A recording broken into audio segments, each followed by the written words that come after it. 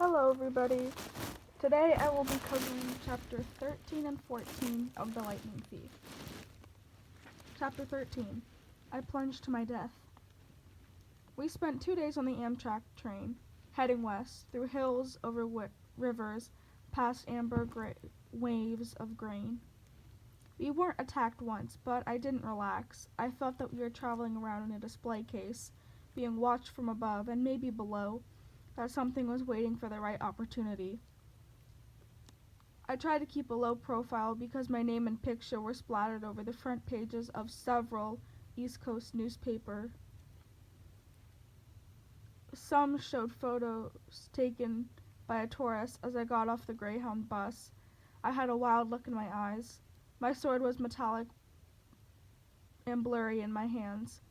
It might have been a baseball bat or lacrosse stick. The picture caption read, 12-year-old Percy Jackson wanted for questioning in the Long Island disappearance of his mother 2 weeks ago. It's shown here fleeing from where he accosted several elderly female passengers. The bus exploded in an East Jersey roadside shortly after Jackson fled the scene. Based on eyewitness accounts, police believe the boy may be traveling with 2 teenage accomplices.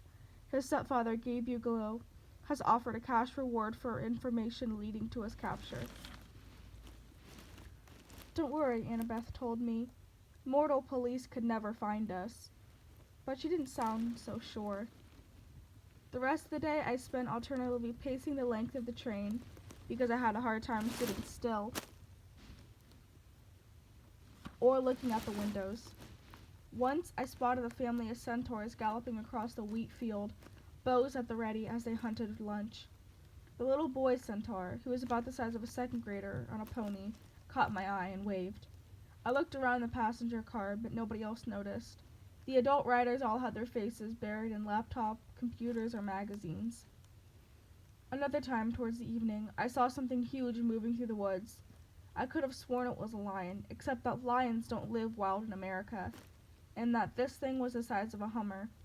Its fur glinted gold in the evening light, and then it leaped through the trees and was gone. Our reward money for returning Godolia the poodle had only been enough to purchase tickets as far as Denver. We couldn't get berths in the sleeper car, so we dozed off in our seats. My neck got stiff. I tried not to drool in my sleep because Annabeth was sitting right next to me. Grover kept snoring and bleating and waking me up.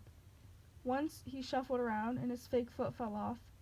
Annabeth and I had to stick it back on before any of the other passengers noticed. So, Annabeth asked me once we'd gotten Grover's sneaker readjusted, who wants your help? What do you mean? When you were asleep just now, you were mumbling, I won't help you. What were you dreaming about? I was reluctant to say anything. It was the second time I dreamed about the evil voice in the pit. But it bothered me so much, I finally told her. Annabeth was quiet for a long time. That doesn't sound like Hades. He always appears on a black throne, and he never laughs. He offered my mother in a trade. Who else could do that? I guess if he meant help me rise from the underworld. If he wants a war with Olympians, but why ask you to bring him the Master Bolt if he already has it? I shook my head, wishing I knew the answer. I thought about what Grover had told me, that the Furies on the bus seemed to have been looking for something. Where is it? Where? Maybe Grover sensed my emotion. He snorted in his sleep, muttered something about vegetables, and turned his head. Annabeth readjusted his hat, so it covered his horns. Percy, you can't barter with Hades, you know that, right? He's deceitful, heartless, and greedy. I don't care if the kindly ones weren't aggressive this time. This time? I asked. You mean you run into them before? Her hand crept up to her necklace. She fingered a glazed white bead painted with the image of a pine tree, one of her clay end of the summer tokens. Let's just say I've got no love for the Lord of the Dead. You can't be tempted to make a deal for your mom. Would you do it if it was your dad? That's easy, she said. I'd leave him to rot. You're not serious. Annabeth's gray eyes fixed on me. She wore the same expression she'd worn in the woods at camp, the moment she drew her sword against the hellhound. My dad's resented me since the day I was born, Percy, she said. He never wanted a baby. When he got me, he asked Athena to take me back and raise me on Olympus, because he was too busy with his work. She wasn't happy with that. She told him heroes had to be raised by their mortal parents. But how? I guess you weren't born in a hospital. I appeared on my father's doorstep in a golden cradle, carried down from Olympus by Zephyr the west wind. You'd think my dad would remember that as a miracle, right? Like maybe he'd take some pictures or something. But he's always talked about my arrival as if it were the most inconvenient thing that ever happened to him. When I was 5, he got married and totally forgot about Athena. He got a regular mortal wife, and he had 2 regular mortal kids, and tried to pretend I didn't exist. I stared at the train window. The lights of a sleeping town drifted by. I wanted to make Annabeth feel better, but I didn't know how. My mom married a really awful guy, I told her. Grover said she did it to protect me, to hide me in the scent of a human family. Maybe that's what your dad was thinking. Annabeth kept worrying at her necklace. She was pinching the gold college ring that hung with the beads. It occurred to me that the ring must be her father's. I wondered why she wore it if she hated him so much. He doesn't care about me, she said. His wife, my stepmom, treated me like a freak. She wouldn't let me play with her kids. My dad went with her. Whenever something dangerous happened, something with monsters, they would both look at me resentfully, like, how dare you put our family at risk? Finally, I took the hint I wasn't wanted and I ran away. How old were you? Same age as I started camp. 7. But you couldn't have gotten all the way to Half-Blood Hill by yourself. Not alone, no. Athena watched over me, guided me towards help. I made a couple of unexpected friends who took care of me, and for a short time anyways. I wanted to ask what happened, but Annabeth seemed lost in sad memories. So I listened to the sound of Grover snoring and gazed out the train windows as the dark field of Ohio raced by. Towards the end of our second day on the train, June 13th, 8 days before the summer solstice, we passed through some golden hills and over the Mississippi River into St. Louis. Annabeth craned her neck to see the gateway arch, which looked to me like a huge shopping bag handle stuck on the city. I want to do that, she sighed. What? I asked. Build something like that. You ever seen the Parathon, Percy? Only in pictures. Someday I'm going to see it in person. I'm going to build the greatest monument to the gods ever. Something that'll last 1,000 years. I laughed. You? An architect? I didn't know why, but I found it funny. The idea of Annabeth trying to sit quietly and draw all day. Her cheeks flushed. An architect. Athena expects her children to create things, not tear them down like a certain god of earthquakes I could mention. I watched the churning brown water of the Mississippi below. Sorry, Annabeth said. That was mean. Can't we work together a little? I pleaded. Didn't Athena and Poseidon ever cooperate? Annabeth had to think about it. I guess the chariot, she said tentatively. My mom invented it, and Poseidon created the horses out of crest waves, so they had to work together to make it complete. Then we can cooperate too, right? We rode into the city, Annabeth watching as the ark disappeared behind a hotel. I guess, she said. We pulled into the Amtrak station downtown. The intercom told us we'd have a 3-hour layover before departing for Denver. Grover stretched before he was even fully awake. He said, "Food." Come on, goat boy, Annabeth said. Sightseeing. Sightseeing? The Gateway Arch, she said. This may be my only chance to ride to the top. Are you coming or not? Grover and I exchanged looks. I wanted to say no, but I figured if Annabeth was going, we couldn't let her go alone. Grover shrugged. As long as there's a snack bar without monsters. The arch was about a mile from the train station. Late in the day, the lines weren't that long. We threaded our way through the underground museum, looking at covered wagons and other junk from the 1800s. It wasn't all that thrilling, but Annabeth kept telling us interesting facts about how the arch was built, and Grover kept passing me jelly beans, so I was okay. I kept looking around, though, at other people in line. "You smell anything?" I muttered to Grover.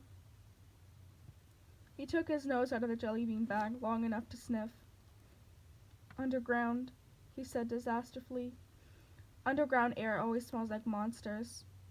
Probably doesn't mean anything. But something felt wrong to me. I had a feeling we shouldn't be here. "Guys," I said, "you know the god's symbol of power." Annabeth had been in the middle of reading about the construction equipment used to build the arch, and she looked over.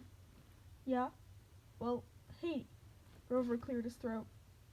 "We're in a public place. You mean our friend downstairs?" "Right," I said. "Our friend way downstairs. Doesn't he have a hat like Annabeth's?" "You mean the Helm of Darkness?" Annabeth said. "That's a symbol of power. I saw it next to his seat during the Winter Solstice Council meeting." "He was there?" I asked. She nodded. "It's the only time of the year he's allowed to visit Olympias, the darkest day of the year, but the helm is a lot more powerful than my invisibility hat. If what I've heard is true. It allows him to become darkness," Grover confirmed. "He can melt into shadow or pass through walls. He can't be touched, seen, or heard. He can radiate fear so intense it will drive you insane and stop your heart. Why do you think all rational creatures fear the dark?" "But then, how do we know he's not here right now watching us?" I asked. Annabeth and Grover exchanged looks. "We don't." "Thanks, that makes me feel a lot better," I said. "Got any blue jelly beans left?" I'd almost mastered my jumpy nerves when I saw the tiny elevator car we were going to ride to the top of the arch, and I knew we were in trouble. I hate confined places. They make me nuts. We got shoehorned into the car with this big fat lady and her dog, a chihuahua with a rhinestone collar. I figured maybe the dog was a seeing-eye chihuahua because none of the guards said a word about it. We started going up. Inside the arch, I've never been in an elevator that went in a curve, and my stomach wasn't too happy about it. "No parents?" the fat lady asked us. She had beady eyes and pointy, coffee-stained teeth. A floppy denim hat and a denim dress that bulged. She looked like a blue jean blimp. "They're below," Annabeth told her, "scared of heights." "Oh, poor darlings." The chihuahua growled. The woman said, Now, behave." The dog had beady eyes like its owner, intelligent and vicious. She smiled. At the top of the arch, the observation deck reminded me of a tin can with carpeting. Rows of tiny windows looked over the city on one side of the river, on the other. The view was okay, but if there was anything I'd like less than confined spaces, it's a confined space 600 feet in the air. I was ready to go pretty quick. Annabeth kept talking about structural supports and how she would make the windows bigger and design a see-through floor. She probably could have stayed up there for hours, but luckily for me, the park ranger announced that the observation deck would be closing in a few minutes.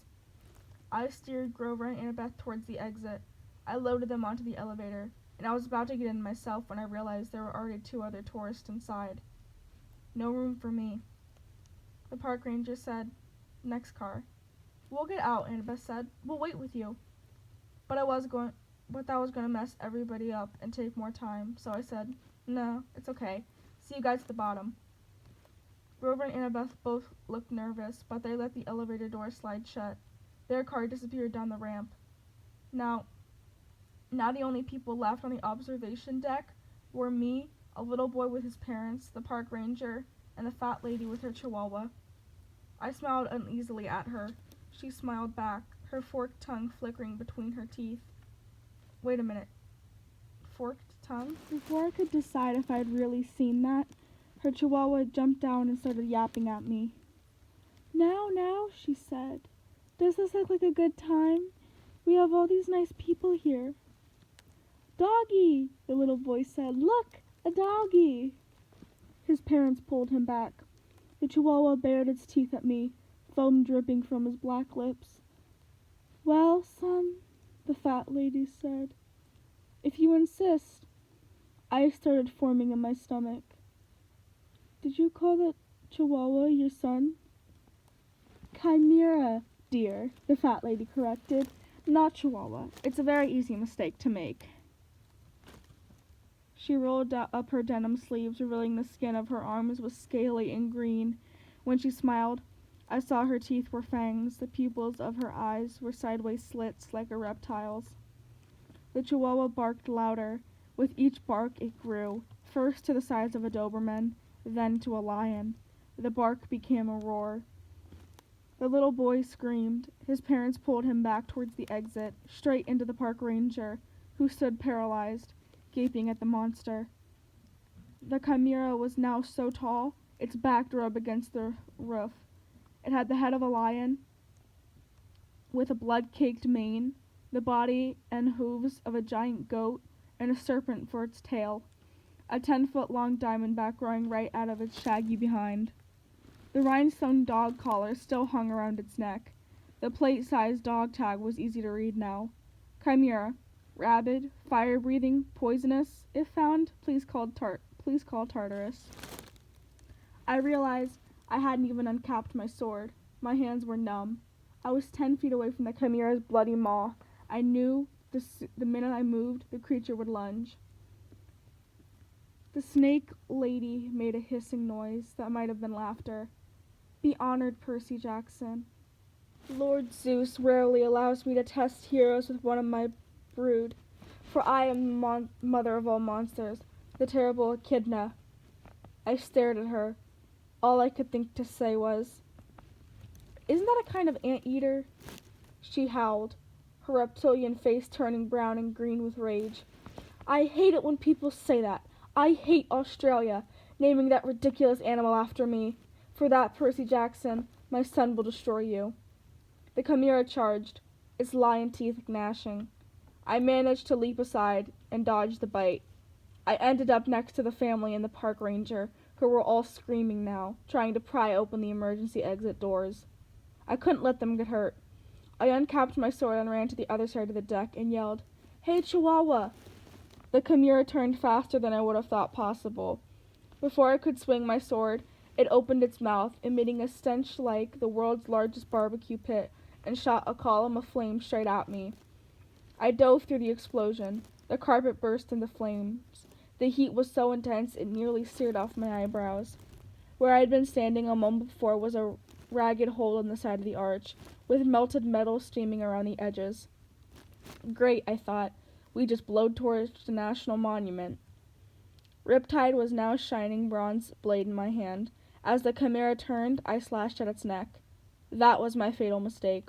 The blade sparked harmlessly off the dog collar. I tried to regain my balance, but I was so worried about defending myself against the fiery lion's mouth, I completely forgot about the serpent tail until it whipped around and sank its fangs into my calf. My whole leg was set on fire. I tried to jab Riptide into the chimera's mouth, but the serpent's tail wrapped around my ankles and pulled me off balance, and my blade flew out of my hands, spinning out of the hole in the arch and down towards the Mississippi River. I managed to get to my feet, but I knew I had lost. I was weaponless. I could feel the deadly poison racing through my chest. I remember Chiron saying that Anaclumus would always return to me, but there was no pen in my pocket. Maybe it had fallen too far away. Maybe it only returned when it was in pen form. I didn't know, but I wasn't going to live long enough to figure it out. I backed into the hole in the wall. The chimera advanced, growling, smoke curling from its lips. The snake lady, Echidna, cackled. They don't make heroes like they used to, eh, son? The monster growled. It seemed in no hurry to finish me off now that I was beaten. I glanced at the park ranger and the family. The little boy was hiding behind his father's legs. I had to protect these people. I couldn't just die. I tried to think, but my whole body was on fire. My head felt dizzy, and I had no sword, and I was facing a massive fire-breathing monster and its mother, and I was scared. There was no place else to go, so I stepped to the edge of the hole. Far, far below, the river glittered. If I die, would the monsters go away? Would they leave the humans alone? If you are the son of Poseidon, Echidna hissed, you would not fear water. Jump, Percy Jackson. Show me that the water will not harm you. Jump and retrieve your sword. Prove your bloodline. Yeah, right, I thought. I'd read somewhere that jumping into water from a couple stories up was like jumping onto solid asphalt. From here, I'd splatter on impact. The Chimera's mouth glowed red, heating up for another blast. You have no faith, Echidna told me. You do not trust the gods. I cannot blame you. Coward. Better you die now. The gods are faithless. The poison's in your heart. She was right. I was dying. I could feel my breath slowing down. Nobody could save me, not even the gods. I backed up and looked down at the water. I remembered the warm glow of my father's smile when I was a baby. He must have seen me. He must have visited me. I remember the swirling green trident that had appeared above my head the night of Capture the Flag, when Poseidon had claimed me as his son. But this wasn't the sea. This was the Mississippi, dead center of the USA. There was no sea god here. Die, faithless one, Echidna rasped, and the Chimera sent a column of flames towards me. Father, help me, I prayed. I turned and jumped, my clothes on fire, poison coursing through my veins. I plummeted towards the river. Chapter 14. I become a known fugitive. I'd love to tell you I had some deep revelation on my way down, and I'd come to terms with my own mortality, laughed in the face of death, etc. The truth? My only thought was, "Ah!" The river raced towards me at the speed of a truck.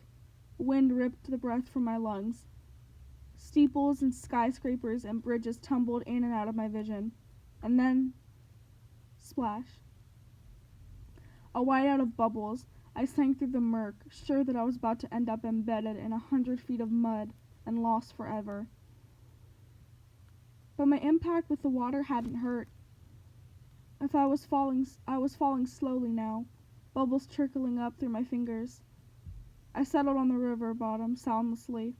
A catfish the size of my stepfather lurched into the gloom, clouds of slit and disgusting garbage.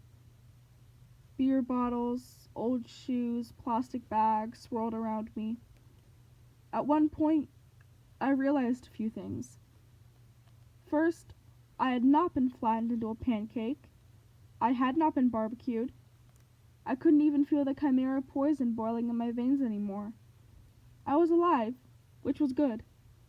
Second realization, I wasn't wet.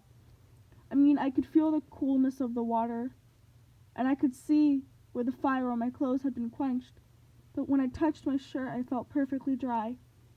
I looked at the garbage floating by and snatched an old cigarette lighter. No way, I thought. I flicked the lighter. It sparked. A tiny flame appeared, right there at the bottom of the Mississippi. I grabbed a soggy hamburger wrapper out of the current, and immediately the paper turned dry. I lit it with no problem, and as soon as I let it go, the flame sputtered out. The wrapper turned back into a slimy rag. Weird. But the strangest thought occurred to me only last. I was breathing. I was underwater, and I was breathing normally.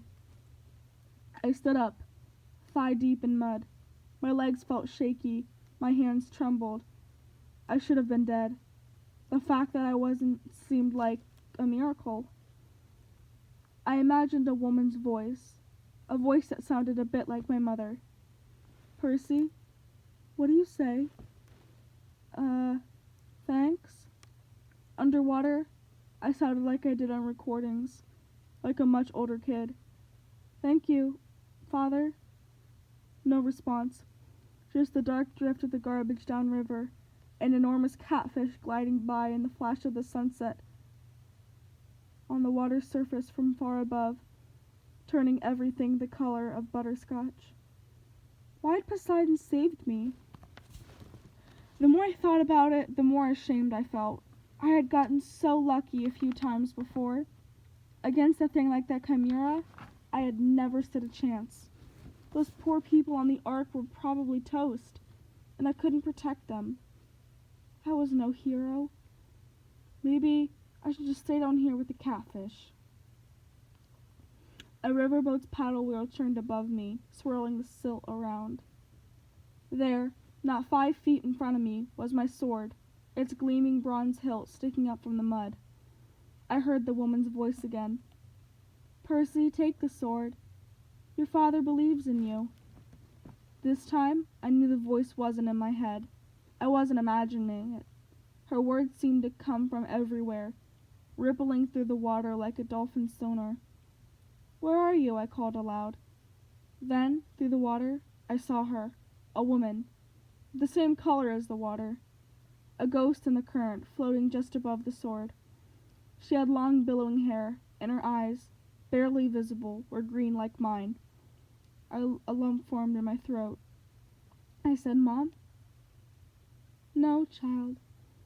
Only a messenger, though your mother's fate is not as hopeless as you believe. Go to the beach in Santa Monica." "What?" "It's your father's will. Before you descend into the underworld, you must go to Santa Monica. Please, Percy, I cannot stay long. The river here is too foul for my presence." "But I was sure this woman who is my mother, or a version of her anyways." How did you—" There was so much I wanted to ask. The words jammed up in my throat. "I cannot stay, brave one," the woman said. She reached out, and I felt the current brush against my face like a caress. "You must go to Santa Monica. And Percy, do not trust the gifts." Her voice faded. "Gifts?" I asked. "What gifts? Wait!" She made one more attempt to speak, but the sound was gone. Her image melted away, as if it were my mother. I'd lost her again. I felt like drowning myself. The only problem was I was immune to drowning. "Your father believes in you," she'd said. She also called me brave, unless she was talking to the catfish. I waded toward Riptide and grabbed it by the hilt. The chimera might still be up there with its snaky, fat mother, waiting to finish me off. At the very least, the mortal police would be arriving, trying to figure out who'd blown a hole in the arch. If they found me, they'd have some questions. I capped my sword and stuck the ballpoint pen in my pocket. "Thank you, Father," I said, to the dark water. Then I kicked up through the muck and swam for the surface. I came ashore. A next block away, every emergency vehicle in St. Louis was surrounding the arch. Police helicopters circled overhead. The crown of onlookers reminded me of Times Square on New Year's Eve. A little girl said, "Mama, that boy walked out of the river." "That's nice, dear," her mother said, craning her neck to watch the ambulances. "But he's dry." "That's nice, dear." A news lady was talking for the camera. Probably not a terrorist attack, we're told, but it's still very early in the investigation. The damage, as you can see, is very serious. We're trying to get some of the survivors to question them about eyewitness reports of someone falling from the arch. Survivors. I felt a surge of relief. Maybe the park ranger and that family made it out safely. I hoped Annabeth and Grover were okay. I tried to push through the crowd to see what was going on inside the police lines. "An adolescent boy," another reporter was saying. "Channel 5 has learned that surveillance cameras show an adolescent boy going wild on the observation deck, somehow setting off this freak explosion. Hard to believe, but that's what we're hearing. Again, no confirmed fatalities." I backed away, trying to keep my head down. I had to go a long way around the police perimeter. Unfortunately, officers and news reporters were everywhere. I'd almost lost hope of ever finding Annabeth and Grover when I heard a familiar voice bleated, "Percy!" I turned and got tackled by a Grover bear hug, or goat hug. He said, "We thought you'd gone to Hades the hard way." Annabeth stood behind him, trying to look angry, but even she seemed relieved to see me. "We can't leave you alone for 5 minutes. What happened?" I sort of fell. "Percy! 630 feet. Behind us, a cop shouted, 'Make way!'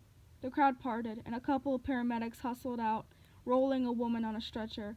I recognized her immediately as the mother of the little boy who'd been on the observation deck. She was saying, 'And then this huge dog, this huge fire-breathing chihuahua.' 'Okay, ma'am,' the paramedic said. 'Just calm down. Your family's fine. The medication is starting to kick in.' 'I'm not crazy. This boy jumped out of the hole and the monster disappeared.' Then she saw me. 'There he is!'